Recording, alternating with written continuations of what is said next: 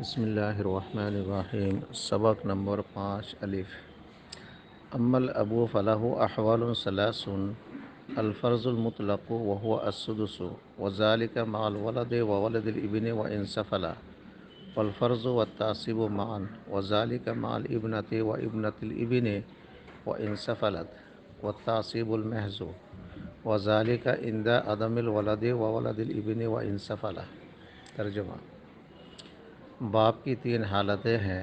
Number 1 فرض مطلق، چھٹا محض، اور یہ میت کے ولد مذکر وارث کے ساتھ۔ نمبر 2 چھٹا اور بچا ہوا، اور یہ میت کی ولد مؤنث کے ساتھ۔ نمبر 3 تعصیب محض، یعنی بچا ہوا یا متعین حصہ والا کوئی نہ ہونے کی صورت میں تمام طرح کا، اور یہ میت کی مذکر یا مؤنث اولاد میں سے کوئی نہ ہونے کے وقت ہو۔ السلام علیکم۔